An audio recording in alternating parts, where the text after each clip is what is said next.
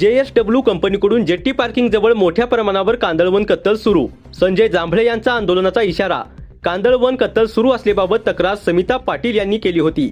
पाहणी करण्यासाठी आज अधिकारी वर्ग येऊन पाहणी करणार आहेत. नमस्कार, आपण पाहताय महाराष्ट्र पोलीस न्यूज 24.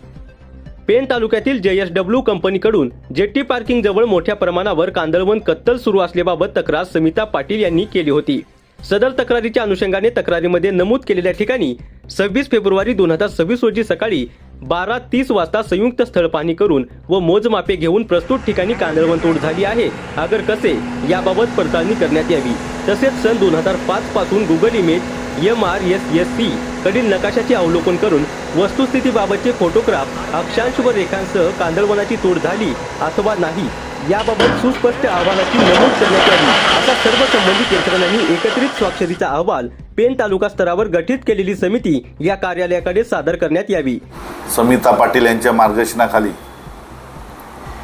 जो JSWचा वेस्ट माल जो शेतकऱ्यांच्या शेतामध्ये टाकला जातो आणि त्याच्यावर सुप्रीम कोर्टाचे आदेश आलेले आहेत की सदर माल हा शेतीमध्ये टाकू नये, त्याची विल्हेवाट ती तिथे शेतामध्ये टाकून लावू नये असं सुप्रीम कोर्टात चक्के आदेश आहेत. परंतु असं न करता त्यानंतर आणि सुप्रीम कोर्टाने सांगितलं की जेवढे नाले जे गावागावातले आहेत ते साफसफाई करायची आहे. ते तसं काही केलेलं नाही आहे त्यांनी. कालच 25 तारखेला JSW कंपनीने शेतामध्ये भरावा आणि जिवंत मँग्रोव्ह गाडत आहेत.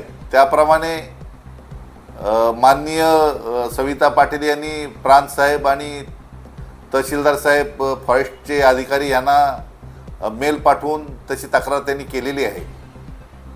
आणि त्याचे परिणाम असे झाले की प्रांत साहेबांनी आदेश काढलेले आहेत की संबंधित सर्व ग्रुपनी जाऊन तिथे जिथे जो भराव चालू आहे त्या भरावावर जाऊन दखल घेऊन गुन्हा दाखल करण्याचे आदेश त्यांनी दिलेले आहेत, कारवाई करण्याचे. तरी मला एवढंच समाजाला सांगायचं आहे की कंपनी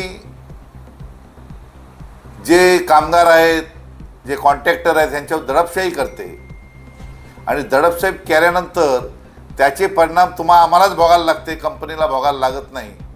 कारण कॅन्सरचं प्रमाण एवढं वाढलेलं आहे. कालच मी डोलवी आमच्या खालच्या पाड्यामध्ये बघितलं तर पूर्ण काला पाणी येतोय आणि नाला पण तिथे साफ केलेले नाहीत आणि काला पाण्याचं एवढं त्रास तिथे आता आमच्या लोकांना होत आहे.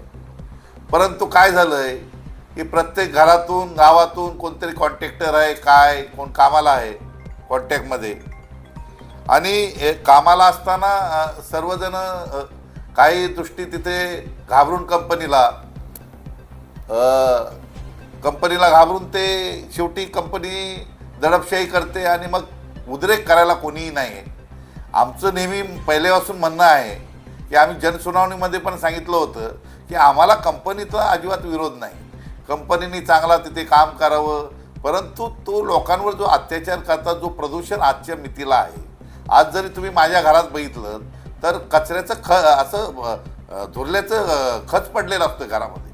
किचनमध्ये गेलो तरी काय परिस्थिती आणि कुठं पूर्ण घर तुम्ही पण बघा पत्रकार की वस्तुस्थिती काय आहे. आणि खऱ्या अर्थाने आमचं एकच म्हणणं आहे की हा प्रदूषण जो आहे हा कुठेतरी थांबायला पाहिजे. आणि जोपर्यंत थांबत नाही जोपर्यंत आम्ही जिवंत आहेत तोपर्यंत आम्ही कंपनीच्या विरोधात जो लोकांवर अत्याचार आणि जो प्रदूषण आणि जो वेस्ट माल बाहेर टाकतो तोपर्यंत आम्ही प्रामाणिक त्यांच्या विरोधात आवाज उठवू आणि नक्कीच सांगू की कंपनीला कुठल्याही परिस्थितीमध्ये हा प्रदूषण थांबवाच लागेल. अन्यथा योग्य वेळेस आम्ही योग्य वेळेस कंपनीवर मोर्चा. महाराष्ट्र पोलीस न्यूज 24 साठी रायगड जिल्हा उपसंपादक संजय गायकवाड.